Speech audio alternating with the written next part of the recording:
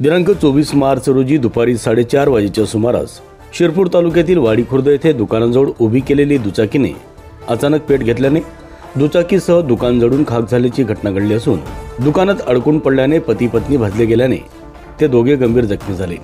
त्यांना शहरातील उपजिल्हा रुग्णालयात उपचारासाठी दाखल करण्यात आले। मुन्ना नाहऱ्या पावरा वय 30, गीता मुन्ना पावरा वय 28, राहणार वाडी खुर्द, तालुका शिरपूर, जिल्हा धुळे असे जखमी झालेल्यांची नावे आहेत। तालुक्यातील वाडी खुर्द येथे मुन्ना नाहऱ्या पावरा यांचे किरकोळ विक्रीचे किराणा दुकान असून दिनांक 24 मार्च रोजी पती गीताबाई पावरा दुकानात होती। त्याचवेळी शिरपूर येथून बाजार करून आले व त्यांनी दुकानासमोर दुचाकी उभी करून बाजार दुकानात ठेवत असतानाच दुचाकीने पेट घेतला। त्यात तिचा स्फोट झाला, त्यामुळे दुकानातील मालाला आग लागली। या आगीमुळे दोन्ही पती पत्नी दुकानातच अडकल्याने भाजले गेले। ग्रामस्थांनी धाव घेत आग विझवत दोघांना बाहेर काढून तात्काळ खासगी वाहनाने शहरातील उपजिल्हा रुग्णालयात दाखल केले। रुग्णालयातील डॉक्टर व कर्मचाऱ्यांनी तात्काळ उपचार सुरू केले।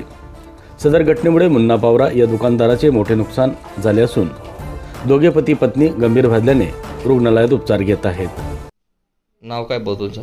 मुन्ना नाहऱ्या पावरा। कसं काय झालं हे? काय अचानक झालं समजलं नाही। तिथं बाजूला गाडी बी होती, काय बाजूला कुरकुरे टाकलं होतं, किराणा दुकान आहे दाखलची। मग काय ती गाडीनं काही आवाज येऊन असं ऐकून, पण ते काय अचानक स्पीकर लागले, ते दुकान ते लागलं, ते डायरेक्ट त्याच्या कुरकुराची लग्नात। मग काय कसं काय व्हायला ते समजलं। 1.5-2 लाख नुकसान. आमदारनी थोडंफार मदत करायला पाहिजे, एवढीच आहे म्हणजे।